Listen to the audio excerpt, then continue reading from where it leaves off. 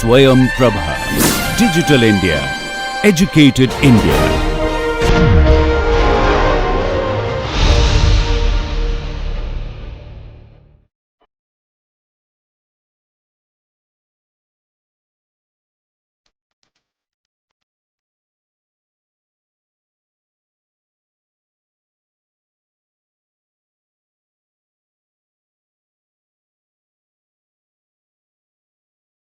So, this class and the tutorial after this, we will be looking into what is called incidence geometry.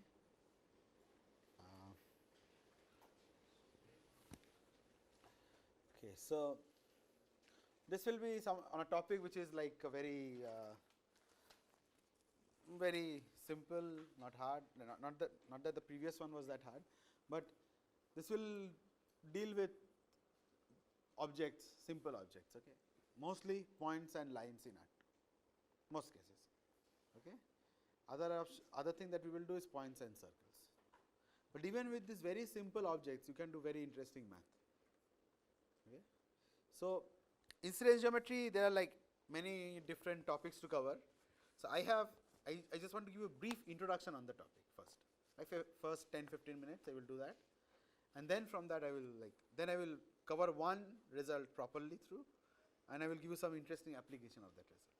Okay, that's the goal. Okay, so one classical problem to look at is what is called point line incidences.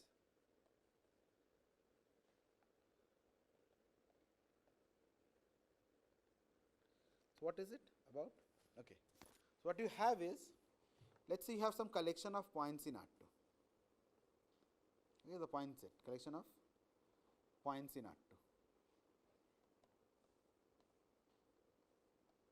Okay, good. Let us say you have m points in R2 and you have a collection of lines. So, this is, let us say m, this is let us say n. Okay, so now what we want to understand is, so some lines, let me draw some lines. Okay.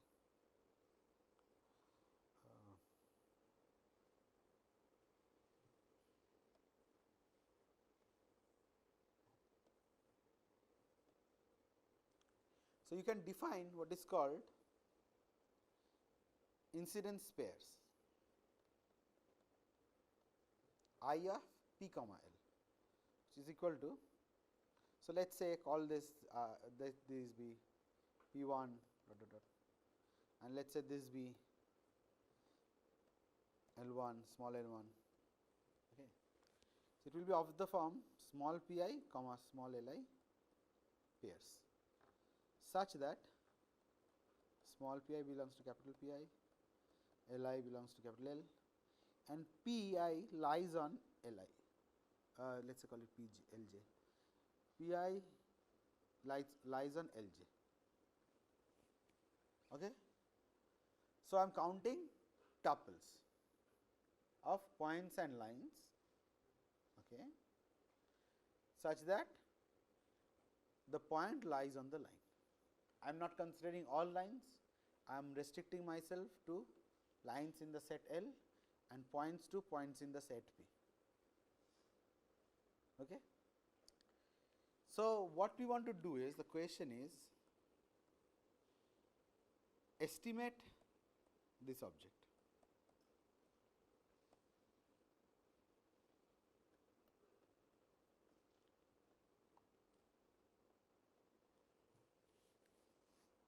This very innocent looking object, innocent looking problem has huge application. So, by the way, we can keep still points, but if I replace lines with some other algebraic curves, let us say circles and stuff like that. Okay.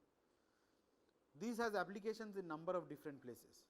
So, one application I am telling you, which is an interesting thing is, so let me try to bring it down.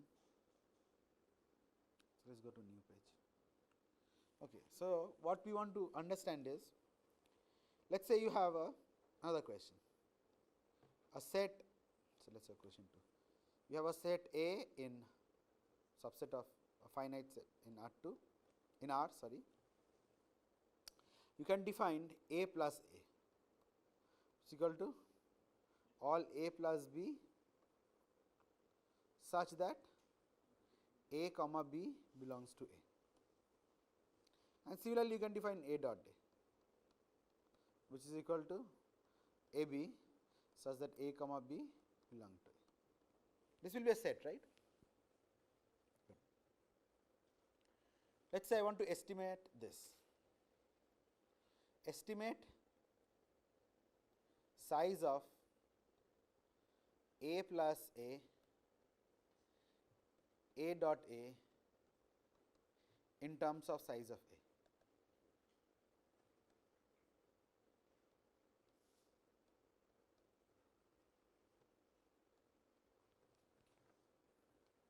This is a very fundamental question in additive number theory. These are what are called additive structures. This is a multiplicative structure. Okay.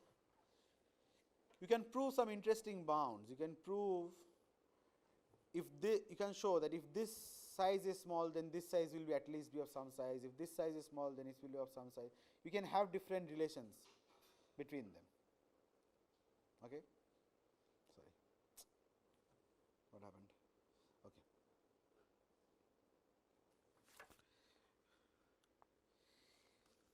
Similarly, there is another question that okay, so let us see, this another question is a question in discrete geometry.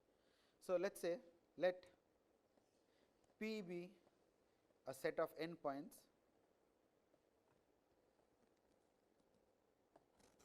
in R2. Okay. Estimate number of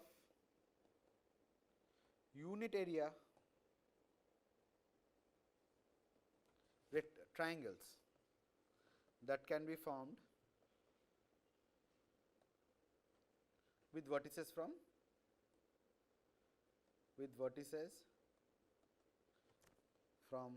P.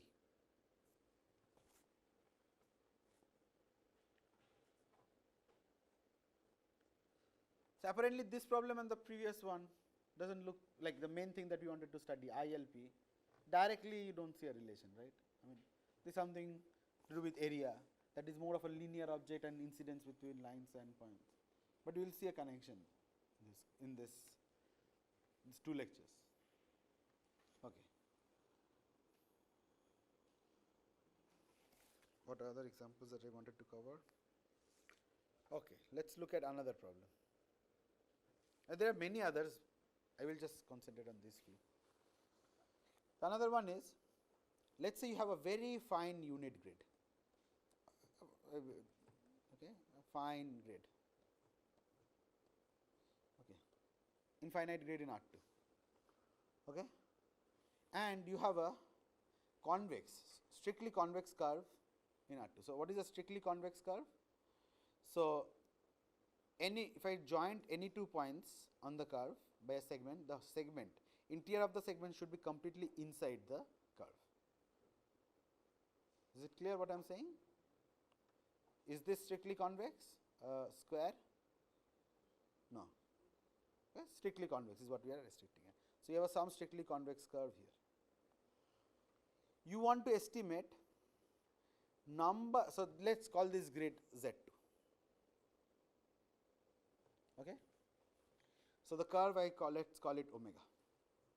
Now, let us call the whole region omega, the boundary of the curve as delta omega. Okay.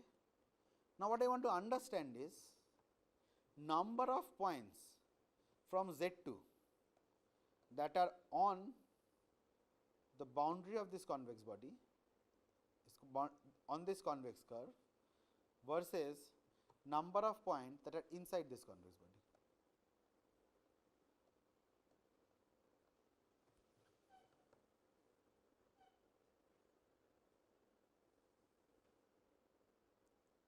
Make sense what I am saying?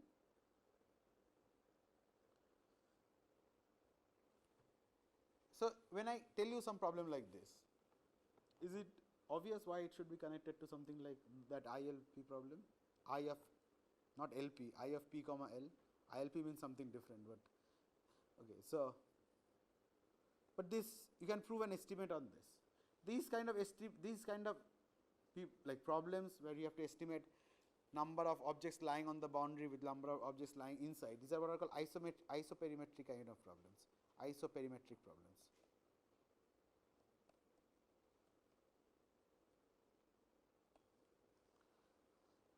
Okay.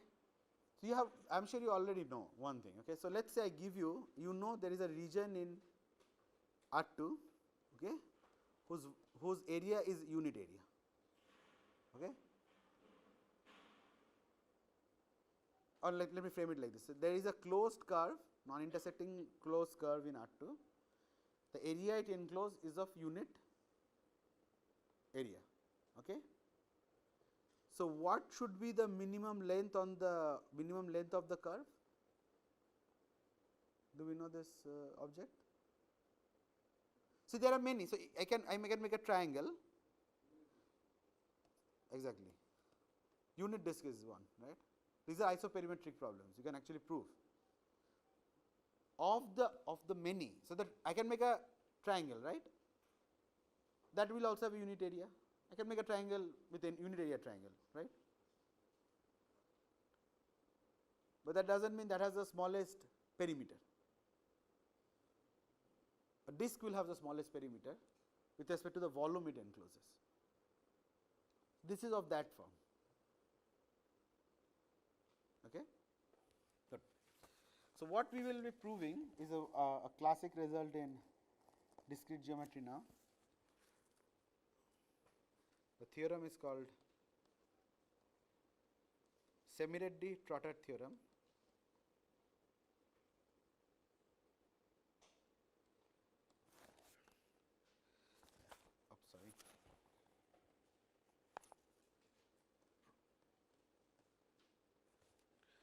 Theorem. This is from 1983.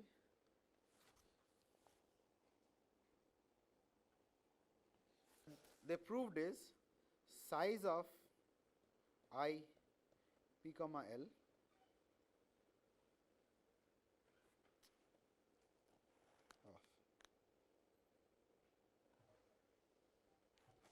is less than equal to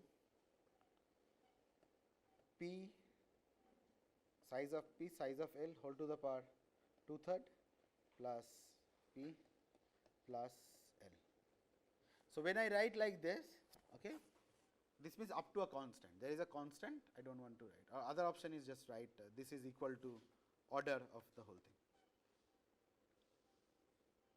So, this is the estimate. What is the most trivial estimate that you can come up with? Every point is on every line, Mn. Right? We will see some more non-trivial estimates than that. Okay?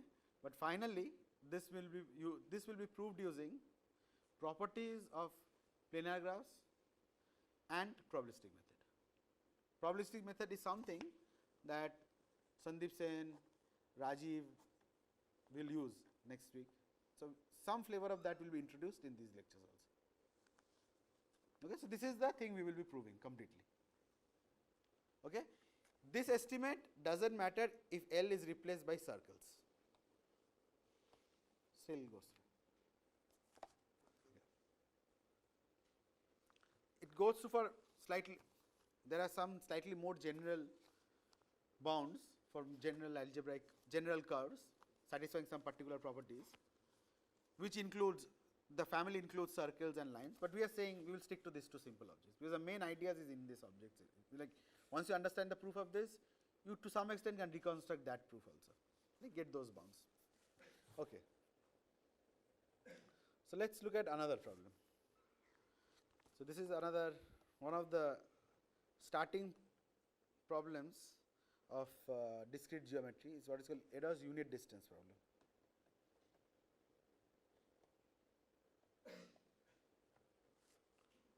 So, this was introduced in 1946. He introduced two fundamental problems in this paper, which has been like a cornerstone problem for discrete geometry for some time now, especially incidence geometry. Okay. So, now the question here is the following.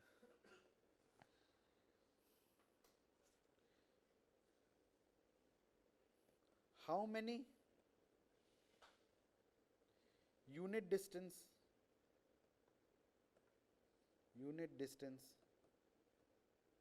pairs can there be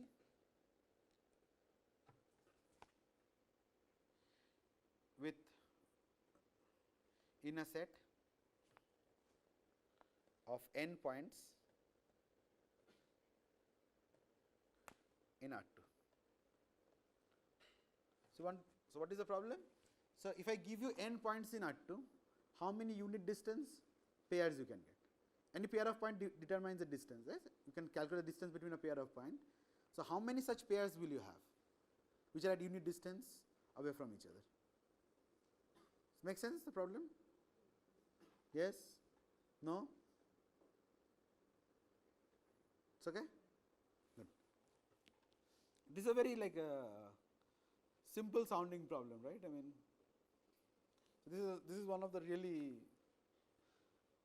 this has been a really hard problem for a long time. Still many things are not known properly, okay? Not many, but like, yeah, in high dimension many things are actually still open. Okay, in R2 there is still some, we can get still some estimates, but in higher dimension even from 3 itself it becomes much more shaky. Okay, so in terms of trivial estimate, how many can there be? Trivial estimate?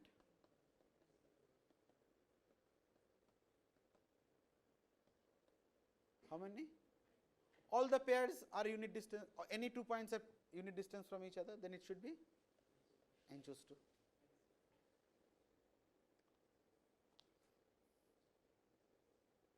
Right? Okay. So, what Edash proved, this will be theorem 2, again in the same paper, I think in the same paper, yeah, I think so. So, we will denote this number by un, okay. Un is the given n points, number of points you can get. Okay, so you have he put a following estimate. He proved that un is up to constant less than equal to n to the power 3 by 2, greater than equal to n to the power 1 plus c by log n.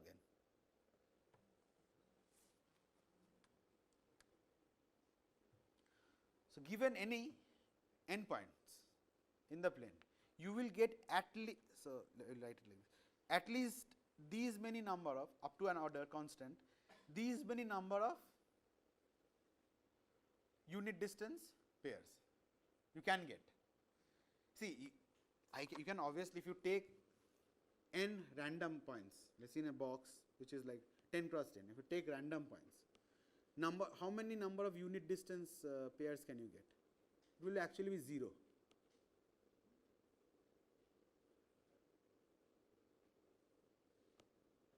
It is not that hard to actually prove also.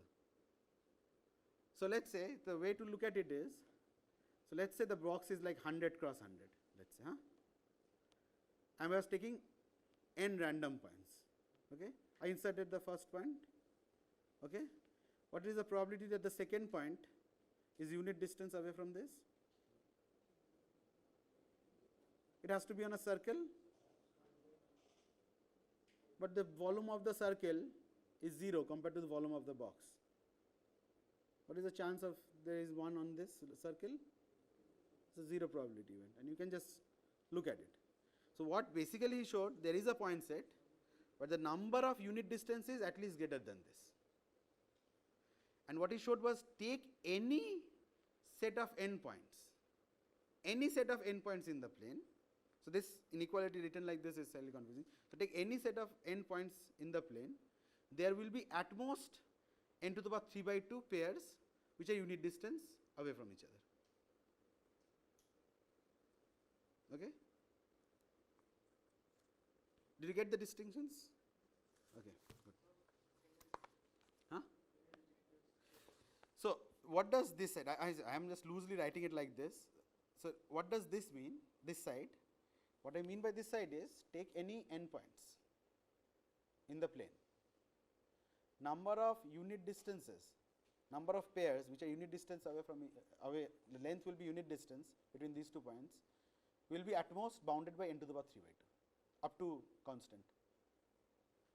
and there exists a point set in R2 that will determine at least these many number of unit distances. Okay. So, now, so what we will be seeing again in this class is, so Edos's bound has been improved. It was improved by Semiraddi. So, basically it will use what is called the Semiraddi-Toddard theorem is what is called ST theorem I will call. It was improved by using ST theorem only. Spencer, this is Joel Spencer, Semiraddi, Trotter in 84 proved that UN has to be less than equal to n to the power 4 by 3. Okay. This will use ST theorem. ST theorem is that Semiraddi-Toddard theorem for incidences. Okay.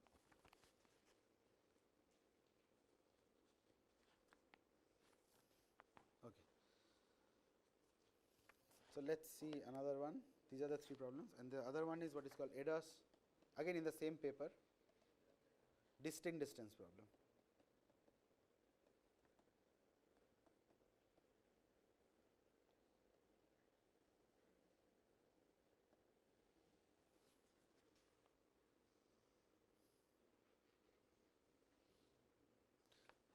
So, the question is the following, again in same paper 46. The question is minimum number of distinct distances that can be determined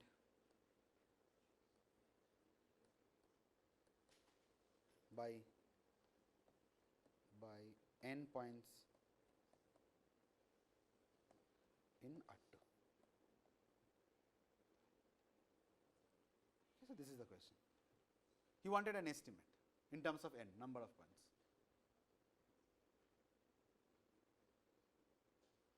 So, by the way, can you even for UN, can you think of a linear bound, a point set that will have at least linear number of unit distances? Take a line and place the endpoints unit away from each other, right, like this, like how many unit distances, how many pairs you get that are unit distance from each other? N minus 1. Okay. So, order n, right. This, the other side of the bound, if you see, it is actually better than this. This is asymptotically better than that, by the way. If you look at this term, so let us look at this term one slightly closely. What it says is it is n times 2 to the power log n by log n, right. There is a constant c here. Whatever, for the time, let us say assume that the constant is 100, because something like this. This, as n tends to infinity, tends to what?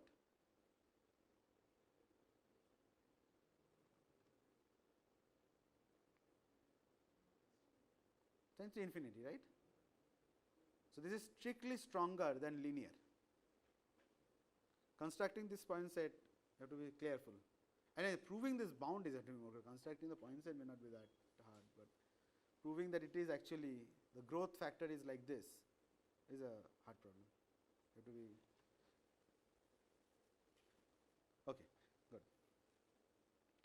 This problem, the one that I have defined now, this problem has also, so it has also proved some interesting bounds here. So, again, so we will denote this number by dn. Okay, dn will denote this number. So, dn denotes this number.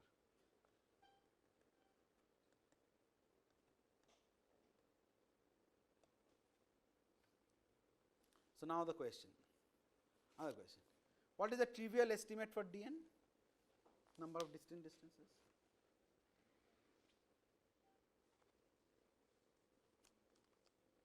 Again, the construction that we had, points unit away from each other, what will that give us? N minus, so if I fix this point, I will have 1, 2, 3 and finally n minus 1. And dn is the minimum among all distinct distances you can get, right? These are the 1 to n minus 1 are the distinct distances you get, 1, 2, 3 dot n minus 1. So dn has to be less than equal to n minus 1. So he also proved an estimate which, so let me slightly give you the construction, which is really, it uses, the construction uses a beautiful result in number theory also. Is, he said, okay, so he wanted a, so this is an upper bound, right? Upper bound, right? dn is the minimum, so this is an upper bound. I have a state which has n minus 1. Okay, so now he says, like, can I get something slightly more better than this? So he took a grid, unit length grid. So the length of these things are 1, which is square root n cross square root n. Okay, and he got these points. So how many points do you have? N points. So we are in good shape now. Okay, and he now computed the set, this distance. So like this d of p1 pi pj square, where pi pj belongs to this set S. Okay. So rather than taking the distance, I am taking square of the distance. Why am I? What is the use of taking square of a distance here? It will give me integers. It will give me integers, right? It will be some I, some j. The distance between this point and this point will be, square of the distance will be I square j square.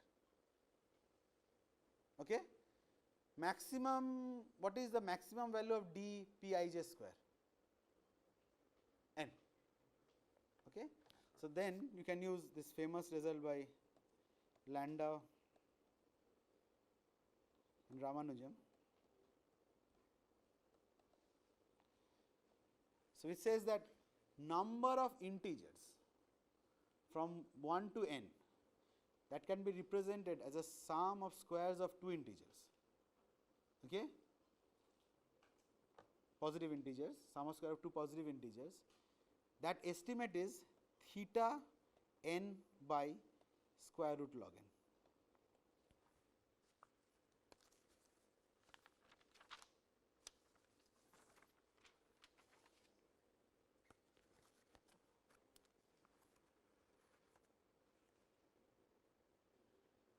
This is tight, actually, the bound this cell is tight. So the trivial bound was linear in n. So if I take these n points, how many distant distances can I get if I use this result? See, here the distances that you are getting are between 1 to n, between the set 1 to n, and the distances, square of the distances are between 1 to n, and each of these distances will be square of some I square plus some j square. But this estimate is still at most these many you can have. There are at most these many numbers from 1 to n. You can represent sum of two positive integers, square of two positive integers. So how many distances can you get here? Square. See, either I can estimate number of distinct distances or number of distinct square distances, right? Same. Okay. So this will tell you.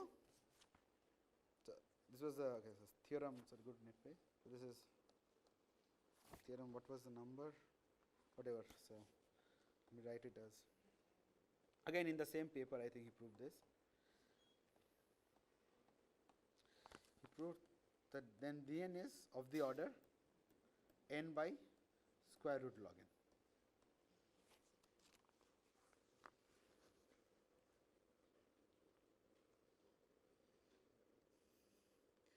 See, if you don't use that result, it is not obvious how to prove that bound. If I don't use that number theory result, n by square root n, n by square root log n, just as I said, constructing regular point sets, even for a regular point set, computing this how many distant distances you can get, is a non-trivial result we have to use in number theory, by the way.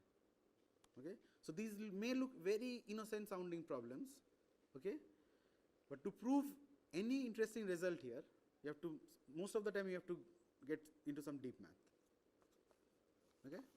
So, this has been there. So, he conjectured, I think also, that this will be the bound,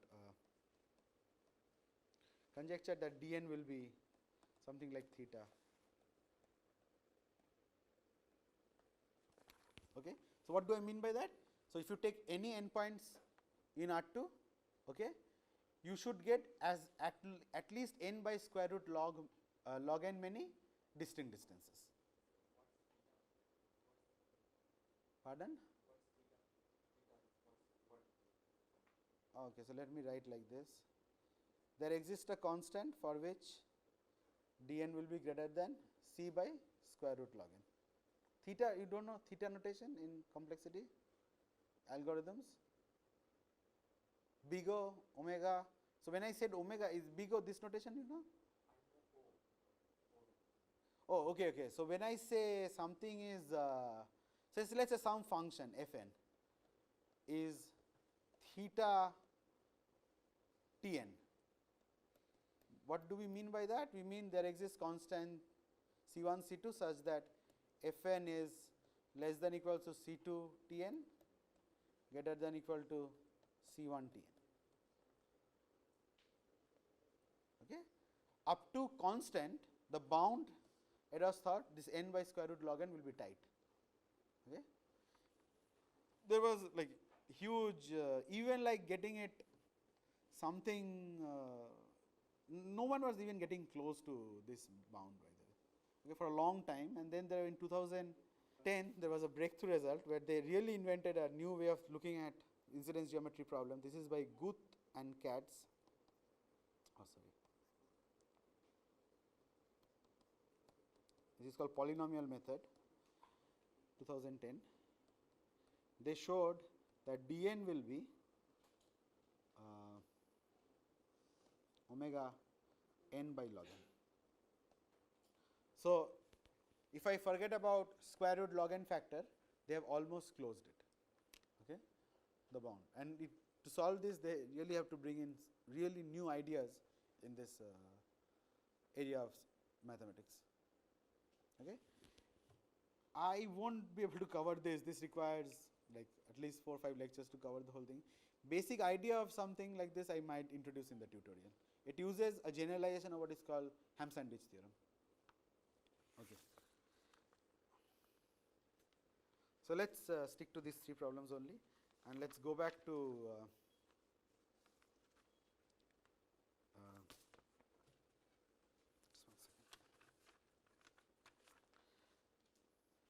so, okay. So, so now the goal of this today and the tutorial session will be to get a proof of ST theorem. Okay. So, the original proof, so what do you want to prove? Prove ST theorem.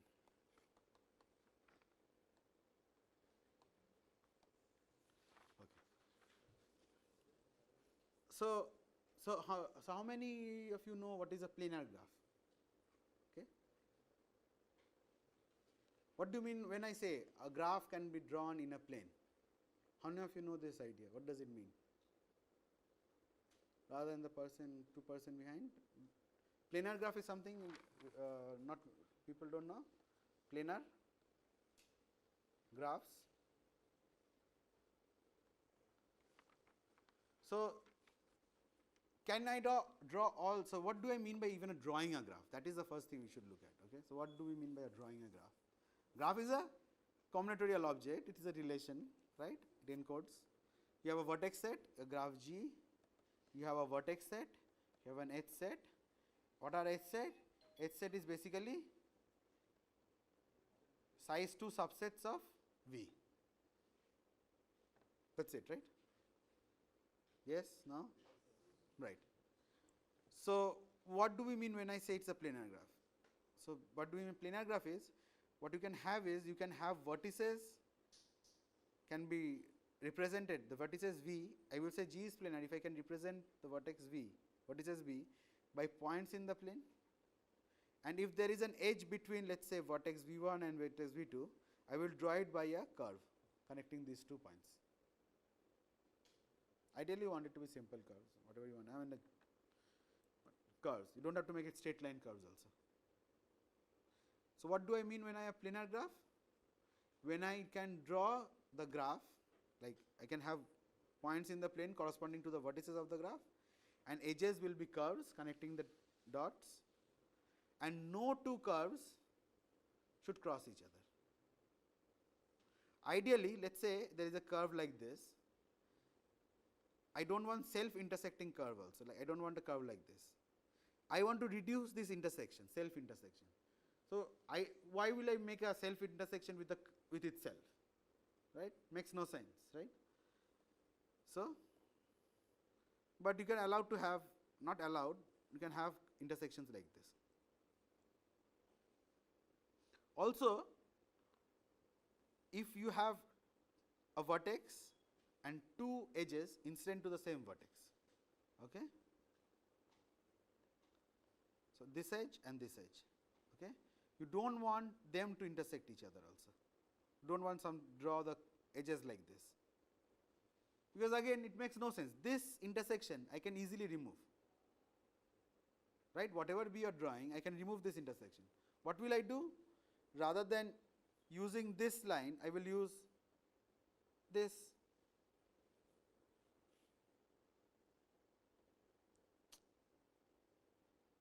Okay, so let me. It will be something like this. The black one I removed, right?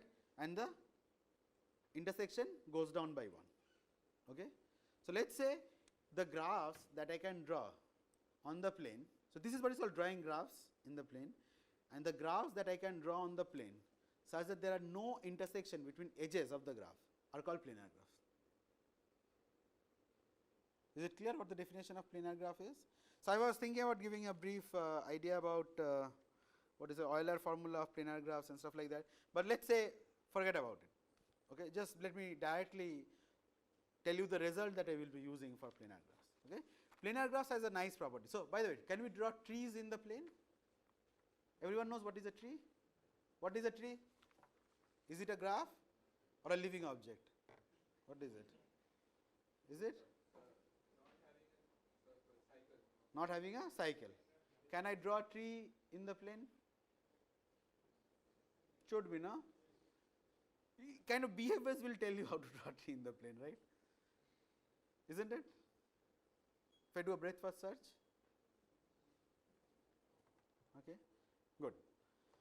So, how many edges do I have in? So, if the number of vertices in the tree is n, how many edges can I have in the tree? Pardon? Good. For planar graphs also, you get some restriction on the number of edges you can have in terms of number of vertices. Okay. So, let me say, so let me now numbers these because I will be using this. This is called bound on the number of edges of a planar graph. Bound on the number of edges in planar graph.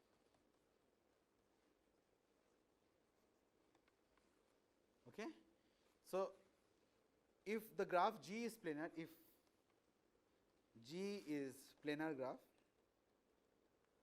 then number of edges is less than 3 times the number of vertices minus 6. This is something we will be using in the proof.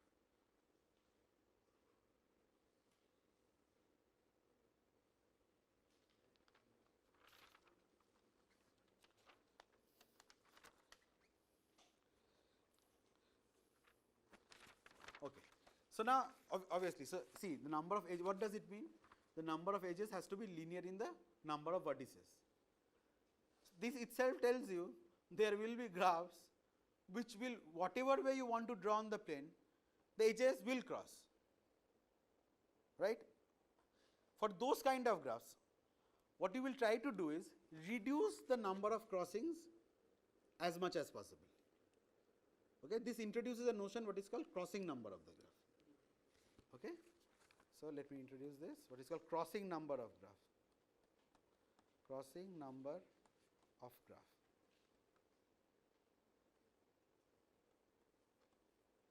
will be denoted by CR of G. Okay. So, what do we mean by crossing number of a graph? So, again remember the rules of drawing. What did I say? Do not self intersect an edge, makes no sense, okay, because ideally you want to reduce the number of intersection between edges. Why will you intersect an edge with itself? Then you will add a crossing, right. So, you will know self intersecting edges. Any two edges,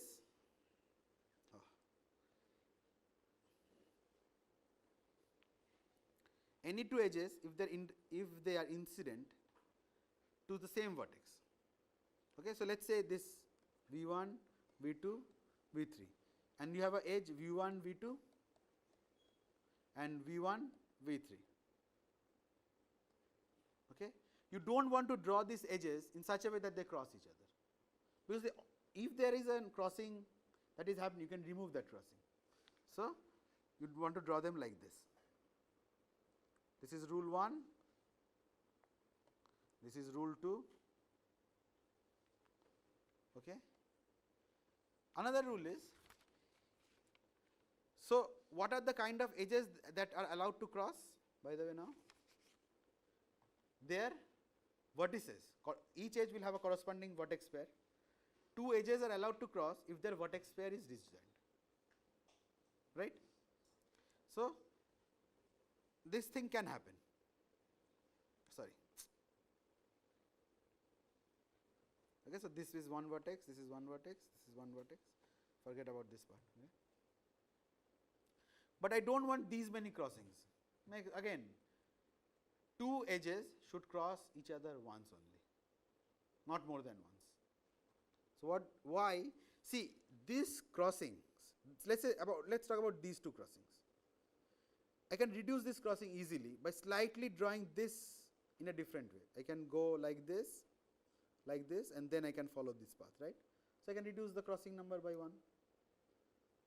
I can keep doing it until I will be having something like this.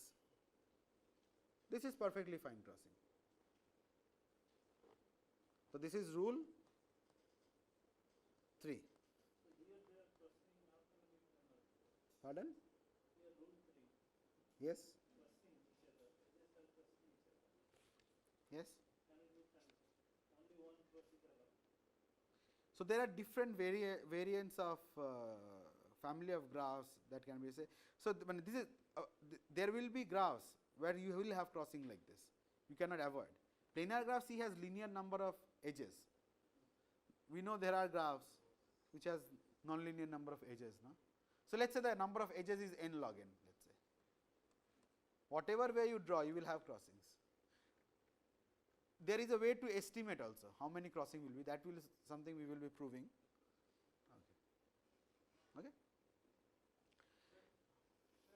We have to go from upper edges and to find the one cross, and again we have to go from lower and then upper, so that we get only one cross. But if we go from that side, if we go from this rule, then we only get one cross. So, how long can I keep doing this? So, let us say you have something like this. This is one edge, the other edge is like this.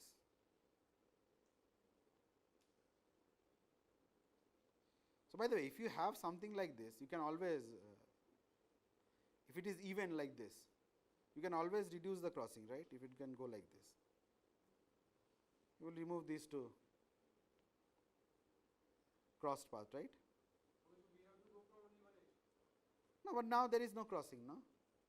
You can keep removing 2 at a time, but if there are odd number, you will end up with 1. Once you end up with 1, you keep reducing, and once you end up with 1, this trick you will not be able to apply anymore. So, basically idea is this lens that is forming, you are bypassing this lens. How do you remove this one? No, but they, sure, but there are other edges in the graph, no? You will start crossing. I have just drawn 2 edges that are crossing. So, I will give you an example and let us see whether we can remove all the crossing from that graph. So, let us do one example and then it will be clear. Yes? Which one? So no. So see, what I'm saying is there is ways to reduce the number of crossings between a pair of edges. Okay, but you can make it go down to. You can either make it completely go, or you can make it down to 1. But still will say that the is not. what do you say? If you can draw without crossing, a graph will be planar. But if it is not possible, Then whatever reduction you do, you will still end up with some kind of crossings. See, when we were reducing the crossings, let's say something like this is happening. some kind of crossing, if the n vertices they touch each other, that crossing kind of thing is allowed. But if N vertices touching each other is not crossing. Crossing means interior of the curve that you are drawing. There is what we define the crossing. So, like this is not a crossing. Let's say you have two edges emanating from 1, 2 and 3. This is not a crossing. This is a vertex, this is a vertex, this is a vertex, and there are two edges. Not touching. These are crossing means it is incident to this.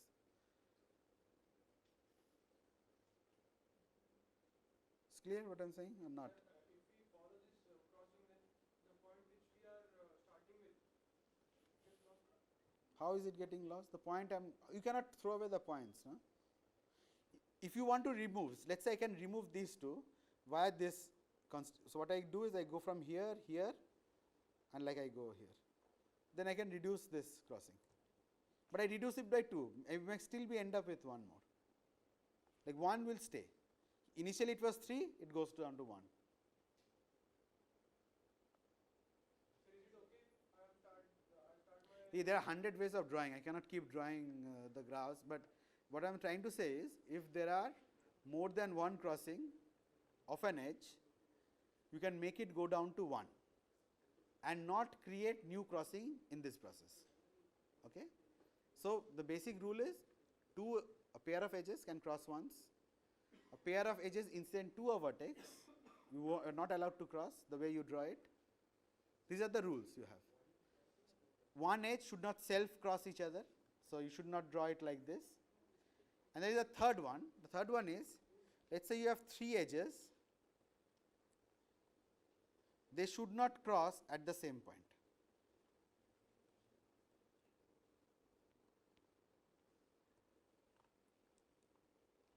One point, these 3 edges are crossing, right? Any pair of them are crossing, but they should not, 3 or more edges should not cross at a point. And this is you can again remove by a small thing like this. Again, this is a technicality, it does not matter. There are ways to define crossing number of a graph, which again I have still not defined, but there are ways to define crossing number of graph where number of edges can cross at the same point. Okay? But for this, just work with the current framework. So, this is rule 4. So, the way you are supposed to draw the graph is with these rules. Okay? Now, you define what is the crossing number of the graph. Crossing number of a graph is the graph drawn on the plane. For a G is drawing the graph on the plane such that you will exactly have CR G many crossings of edges, okay? And you cannot draw it with CR G minus 1 many crossings. Then the crossing number of graph is called CRG. Okay? So, this is how you define CRG. You can draw the graph with CRG many crossing in the plane, and you cannot do it with CRG minus 1. It's a minimum way. Okay? So, let us now try to estimate this object. Okay, so what is the time? Okay, I still have time.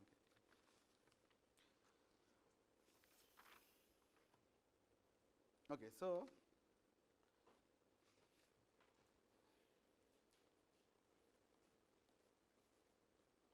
let's use a loose crossing bound.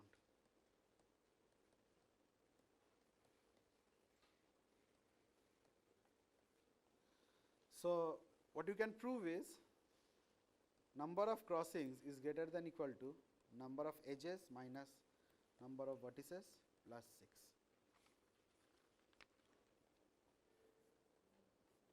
So, remember a planar graph has how many number of edges at most? 3v minus 6. So, this is basically minus of 3v minus 6. Pardon? Yeah, this is for general. No? So let's say V is equal to 2. Will there be a crossing in that graph? You don't have to look at your pages. Just if V is equal to 2, can there be a crossing?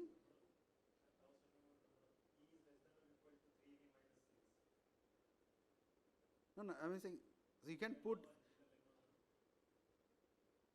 So let's say if V is equal to 2, how many edges can you have? Or 0. So let's say 1 minus how much? Minus 6 plus 6. Okay, good. So you have, it should be greater than or equal to 1. But for a graph where it is crossing with there are 2 vertices, can there be a crossing? So okay, I am not writing, but it has to be like you have to assume it is greater than or equal to 3 or something. Even for 3 you don't need it. Greater than or equal to, you should start looking at it from greater than or equal to 4. Greater than 4 actually. K4, a complete graph on 4 vertices you can draw in the plane, right? So, but this minor I am not. So, but this estimate, is it okay? Pardon? K4 is not planar? I am not sure, let me see. I don't work in graph theory, but I think this is K4, no?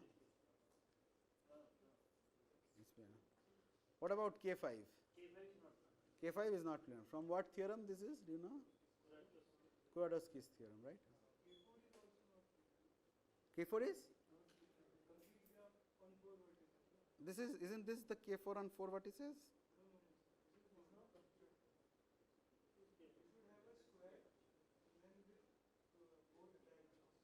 You have a square, and if I draw this diagonal like this, is there a problem? I am not drawing it with straight lines, no? Curves. Even for straight, there are ways to do it, but okay. I mean, you can do it like this.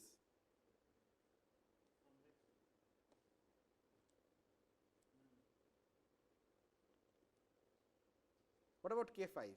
So K5, can you draw?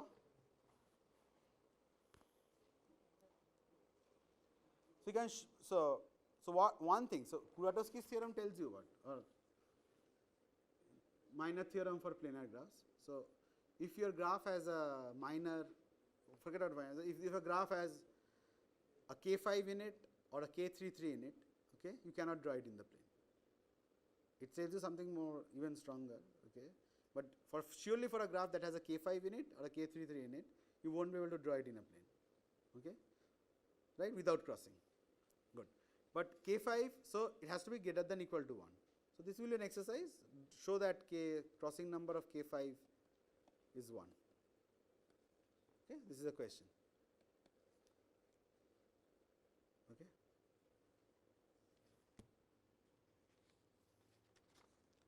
Okay, so let's try to prove this, whether we can get some kind of an estimate for this. Crossing number is 0, exactly. So, I mean, crossing number is defined, it's for, I mean, normally you define it over a family. So, you say family of graphs with crossing number k. Planar is family of graphs with crossing number 0.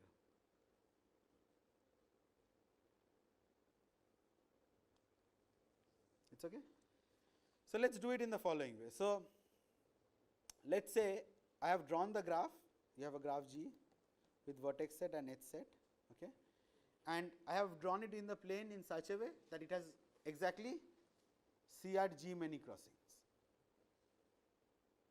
exactly, okay, and I know since the crossing number is CRG, I should be able to draw it with these many crossings, okay. There exists a drawing with these many crossings, okay.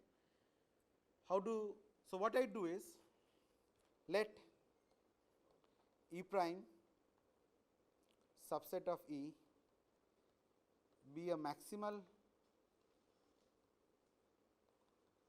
set of edges that does not cross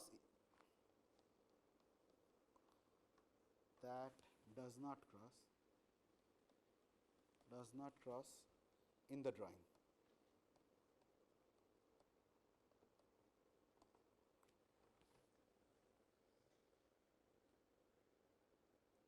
okay, maximal. So, what do I mean by that? In this set, if I include one more edge from E, I will intersect some edges from E prime, the way it is currently drawn in the plane. Okay, it's clear. So, now let us say I look at the graph G with the same vertex set, but edge set E prime.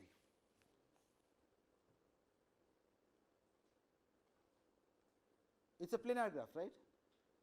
What should it satisfy?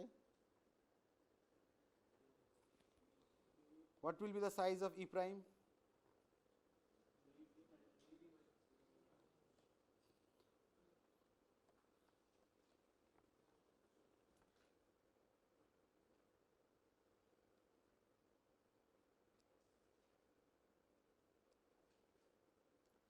Okay.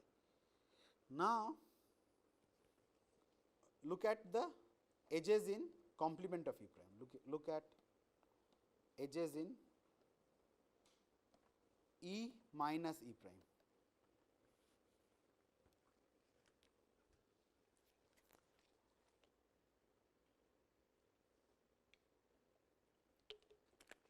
My claim is each edge from E minus E prime will contribute, will intersect at least one edge from E prime by construction. Why? Because E1 was the, E prime was the maximal set of edges, subsets of E that were not crossing, right. It will contribute 1. If somehow, so each of the edges here will contribute a crossing. So, CR of G is greater than equal to size of E minus E prime, has to be, right. Each edge may cross even more, not just one, it may contribute even more, but at least one every edge from E minus E prime will contribute, right. If I can find a lower bound for this, I am done. But what is the size of E prime? Size of E prime is basically size of E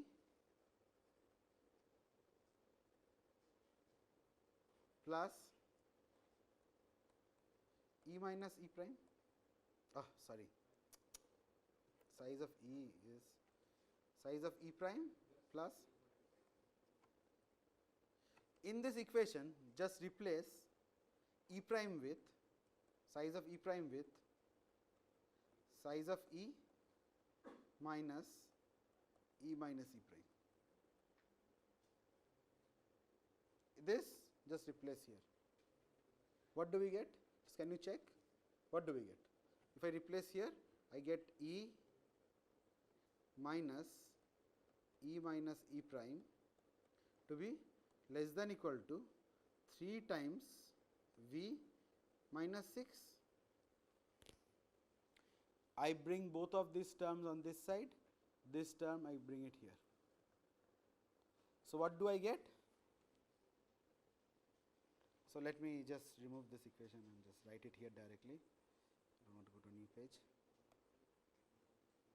So, what do we get? We will get E minus E prime is greater than equal to size of E minus 3V plus 6, but I know the number of crossings is greater than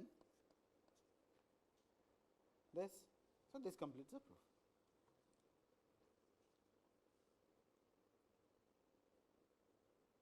So, as an exercise, think of another way of proving this result. Okay. So, just see, you try to, you should always try to find different proofs of the same results. You will understand the tools used in the proof better. Okay. So, one way you can try to understand is, so see, there was a drawing in the plane of a graph, okay, with of G like this, right, with the minimum number of crossings. Right. One other approach, so these were the crossing points, right. This was one crossing, this is one, this is one. So this is your G, drawing G. convert G to a graph H in the following way. Make these crossings to be the vertices.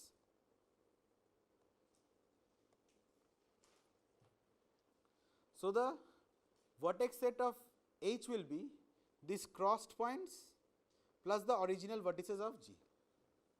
This will be a planar graph. What will be the degree of the vertices of the cross point?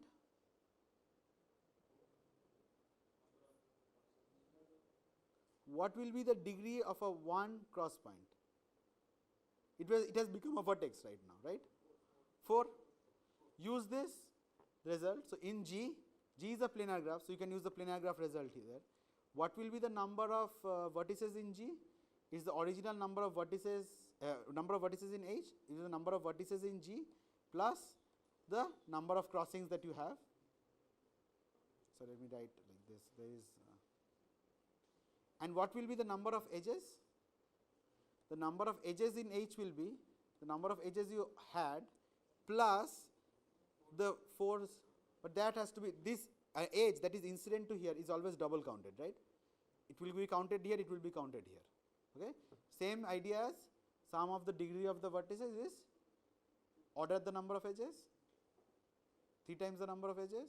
How many number of edges? Twice the number of edges. Using the same idea, you can prove that this will have these many edges. But this graph is planar. Use that planar equation. You will again get back the inequality that we proved. Okay.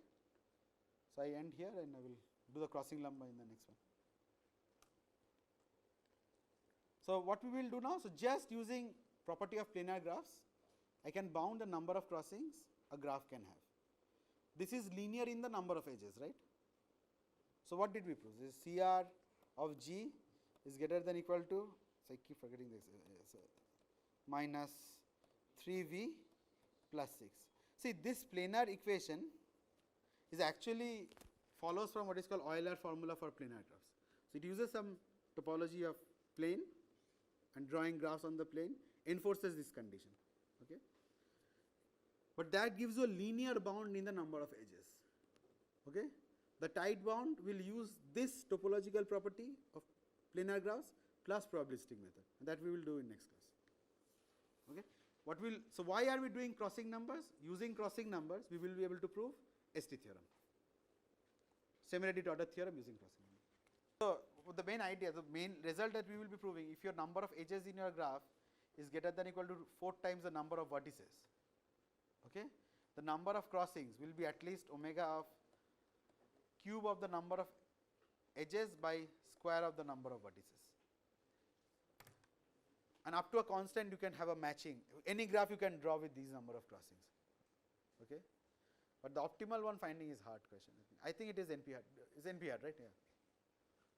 And not NP complete. Given a drawing, you can obviously think, but then given a drawing has to be done in. For what is the property of NP class? The certificate should be what? Can it be some irrational algebraic curve? So, it has to be a proper curve that has nice representation. Okay. So, straight line, let us say. If you restrict it to the straight line also, you will get similar. So, see, this bound is for any drawing. So, this one holds even if you are doing a straight line drawing, right. Up to a constant you can there is an algorithm to generate this, but it is in NP. So, if you give me, you restrict yourself to straight line drawing, okay, then the certificate itself is the line, like these are the edges that I am connecting. So, only thing you have to give is what?